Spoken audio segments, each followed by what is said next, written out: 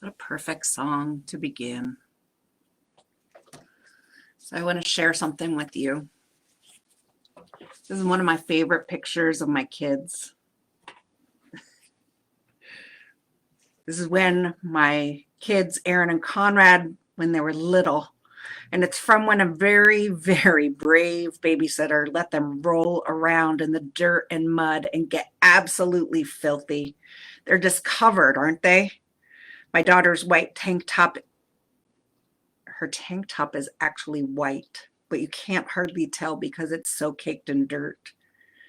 But if you listen, you can just hear their laughter in that frozen moment. They're collapsed on the ground and their faces are lit up with ecstatic joy. I like to think that God likes playing in the dirt and mud too.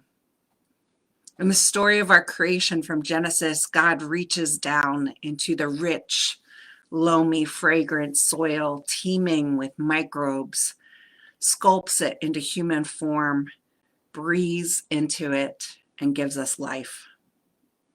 St. Augustine calls us terra animata, animated earth, soil people inspired by the breath of God. How humbling and inspiring at the same time. Soil people created from earth and for the earth. Then we read further into the story. And the Lord planted a garden in Eden. In the original Hebrew text, this implies that God got right down in the mud. He dug in the soil with his dirty hands and planted the most beautiful garden imaginable. Here, God, the cosmic gardener, comes to walk, enjoy, and interact, not just with humans, who are named the caretakers of this sacred space, but with all of creation itself. God's first love is the soil. This is how it has to be, because without healthy soil and the fertility and the food it makes possible, there wouldn't be any terrestrial life of any kind. God's love only makes sense for us in terms of God's love for the earth that sustains us. You may not know it, but today is called Good Seed Sunday, the Sunday after Earth Day. This is a time that reminds us that we not only have a responsibility for healing and caring for the earth, but that our very future is bound up in that responsibility. That what we do to the earth, we do to ourselves. And each thing we share the planet with. We are people of the earth. We are people for the earth. Connecting with God's beautiful creation in all its many forms is fundamental to our physical, spiritual, and emotional health. It's also fundamentally connected to our kinship with the divine. We are made in the image of God, and the God who abides in us delighted in bringing into being all of creation through imagination and creativity. One of my favorite poets, Irishman John O'Donohue, says it best. Everything that is, every tree, bird, star, stone, and wave existed first as a dream in the mind of the divine artist. Indeed, the world is the mirror of the divine imagination. And to decipher the depths of the world is to gain deep insights into the heart of God. The traces of the divine imagination are everywhere. The beauty of God becomes evident in the beauty of the world. Celtic people saw creation as translucent, with the glory of God shining through it. This view is reflected in the writings of Irish mystic John Scotus Erigena, who taught that God speaks through two books: the physical little book, what we know as the book of scriptures, and the bigger book, the book of creation, which is vast as the universe. We might be familiar with the God who is revealed in the scriptures, but are we really paying close attention to how God's glory is shining through creation? Because creation itself is the best lens to see God through. And whatever we need to know about God can be found right in nature. The natural world as it unfolds and lives is exactly where we can find the sacred. Creation provides all the metaphors we need to help us understand ourselves and the God that created us. But in today's world, I think it's safe to say the majority of us are far removed from the everyday wonders of creation. We live in an age of forgetting. We have forgotten who we are in relation to everything else. The creatures, the plants, the mountains, the forests, the oceans, one another, even ourselves.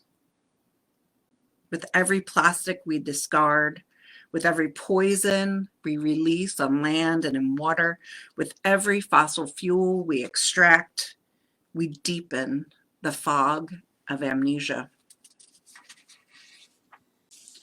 We have become strangers to the soil itself, with dire consequences to our physical, emotional, and spiritual health.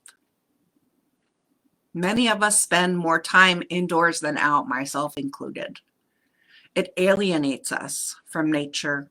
It makes us vulnerable to negative feelings and even affects our immune system. But most of all, it disconnects us from the very earth we are created from. We forget that God is ever present in the innate beauty and the goodness in all of creation. Our challenge then is to reawaken and reconnect to the innate beauty and goodness present in that creation, to recognize and enjoy the divine flow in all of nature right now, right in front of us. And once we see it and connect to it, we might then step back into our role of protector and keeper of the earth and all of God's creation, to acknowledge the intrinsic value and beauty in creation, in elements, in plants, and in animals, and not just focus solely on God's love for our own human species and what we think is best for us. Slowing down to be present and aware can offer an antidote to ways of living that has contributed to the destruction of the earth. One way to do this is to practice the ancient and accessible contemplative practice of walking, or just moving slowly through the natural world as a way of connecting with God. This is clearly the road not taken by too many of us in the modern world, even though it shaped and sustained the faith of our ancestors for millennia. When we practice slowing down, it's an opportunity to cultivate intimacy with Earth and her creatures. We can allow ourselves to fall in love with the natural world once again. I'm not sure that we'll be able to address the environmental crises we currently face without this intimacy, without learning how to cherish nature, without love. I encourage you to make time each day to be outside. There's something about getting our bodies out into the world in close contact with the trees and the bushes and the flowers, the squirrels, the bugs, and even the crows, that can invigorate us and offer us a new perspective on life. For me, one of my goals is that I'm committed to spending 200 hours outside by the end of June. One of the ways that we can do this is to go on a contemplative walk with an intentional and reverential heart. If you've never done it before, contemplative walking doesn't mean just walking slowly, although at its heart, it's really not a rushed activity. When we walk contemplatively, we give ourselves over to the experience itself. It's not walking for fitness. It's not being on our cell phones while we walk. It's not having earbuds in and listening to music. It's walking to immerse ourselves in an encounter with whatever is calling us in the moment. And so when you begin a contemplative walk, allow a few minutes simply to breathe and connect to your heart. Set an intention for the time to be as present as you can to what's happening both within and without. Start walking, but see if you can release any expectations or any destination. As you walk, imagine that with each step, your feet are both blessing the ground and being blessed by it. If you're in an area that's grassy or muddy or not even on a pavement, maybe you even take your shoes off and connect with the ground. But whatever you do, let your breath be long and slow. Bring your awareness to the earth monastery all around you. When you walk, notice what draws your attention. See those small things you wouldn't normally notice when you pass by. Listen for the sounds of life around you. Even if you're walking through a development or a city, pay attention to the rustle of the breeze, the crook of a tree, the twitter of birds, or any subtle element of creation singing its beautiful song. Pause from time to time to receive the gifts. Breathe it in. Let it have some space in your heart. And then continue on until something else causes you to stop. That's it. This is the whole of the practice. It's simply moving, listening, and pausing.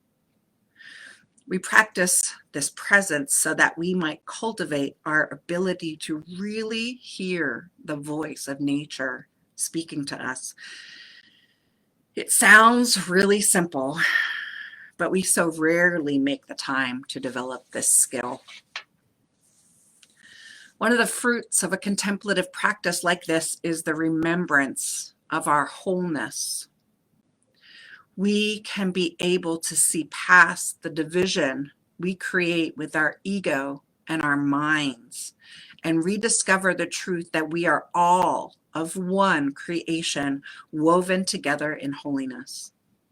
The structures and rhythms of the earth are not external to our own thriving. Rather, we arise from this holy sanctuary.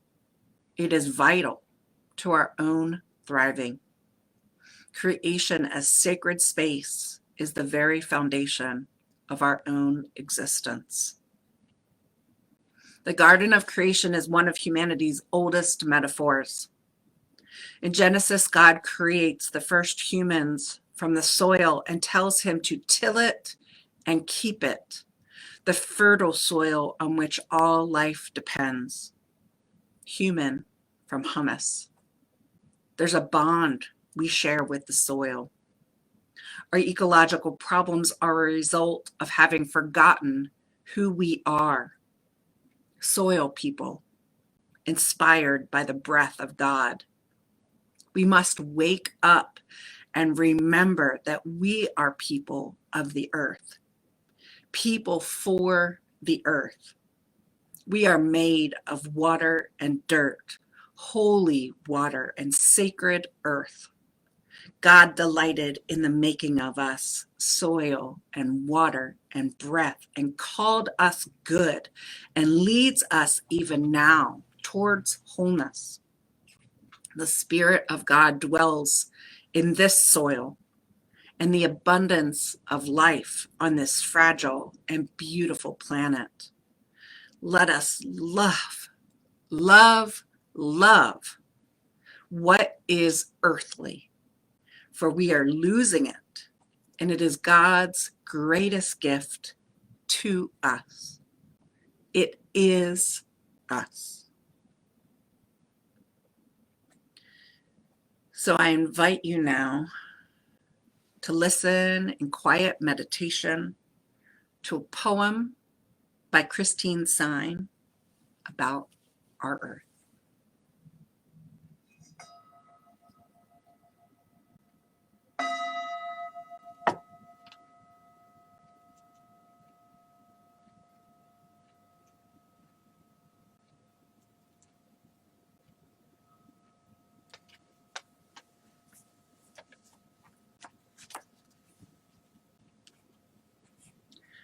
Remember, we are earthlings. Lord, I sit at peace, my feet firmly planted on the earth, anchored by it, connected through it to God and to all things living. My roots grow deep towards the river of life, drinking from it, nourished by it, linked through it to the neighbors I journey with, the creation I care for, the God I love. My soul is at rest. God is closer than my heartbeat, deeper than my breath. I sit in awe and wonder, accepting this earth, this sky, this water of life as a gift from God.